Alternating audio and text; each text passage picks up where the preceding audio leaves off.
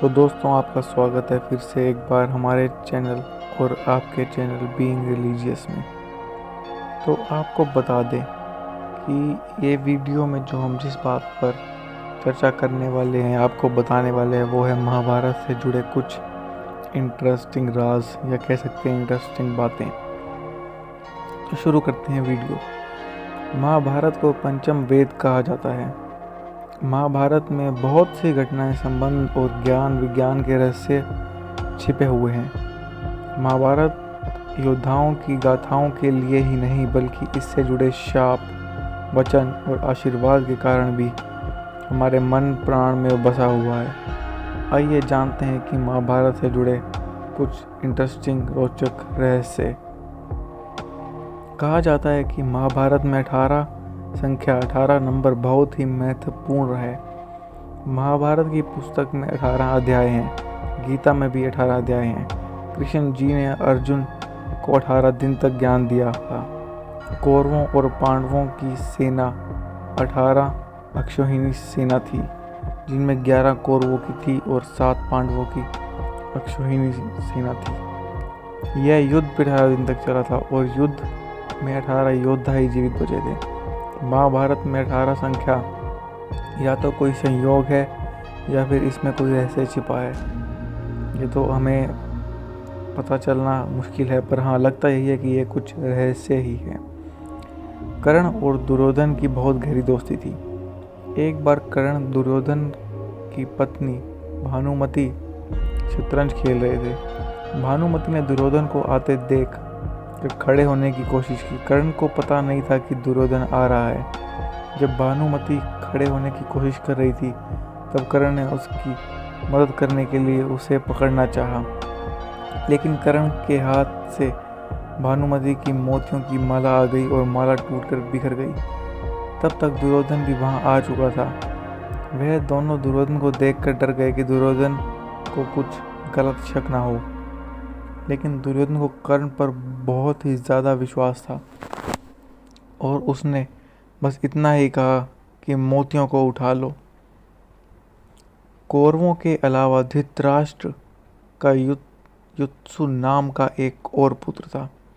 गांधारी के गर्भवती के समय वह धृतराष्ट्र की सेवा करने से असमर्थ थी, इसीलिए उन दिनों वैश्य नाम की दासी धृतराष्ट्र की सेवा करती थी। युयुत्सु वैश्या और धृतराष्ट्र का पुत्र था।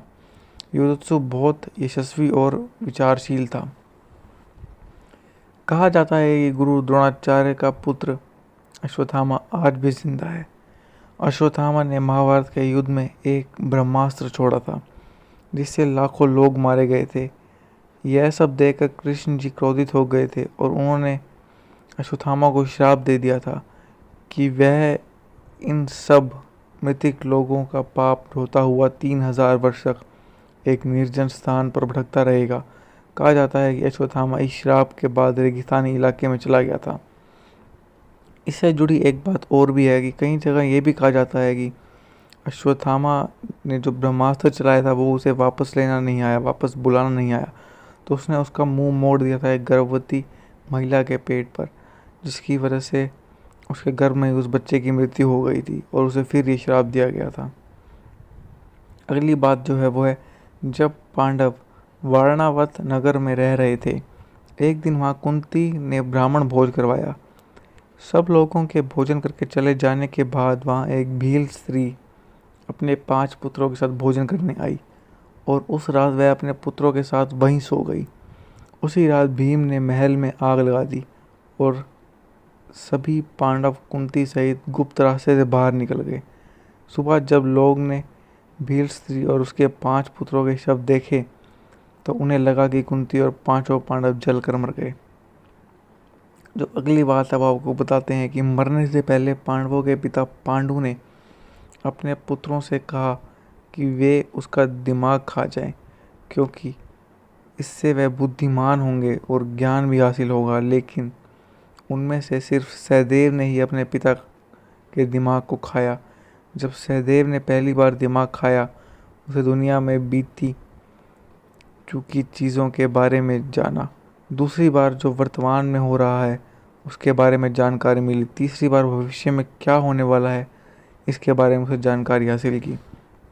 जो अगली बात है वो भी सहदेव के बारे में ही है। सहदेव अपने पिता का दिमाग खाकर बुद्धिमान और ज्ञानी बन गया था।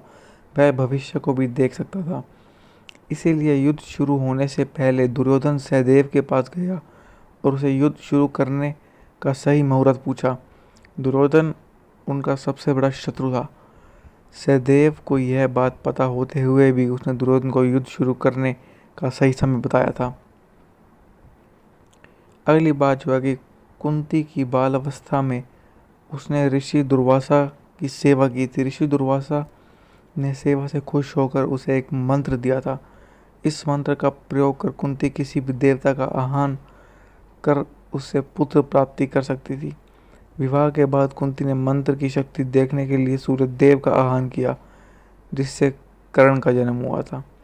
तो दोस्तों ये थी कुछ महाभारत से जुड़ी बातें। अगर आपको ये वीडियो पसंद आई हो तो इस वीडियो को लाइक ज़रूर करें, चैनल को सब्सक्राइब ज़रूर करें और आने वाली वीडियोस देखने के लिए हमारे साथ बने रहें।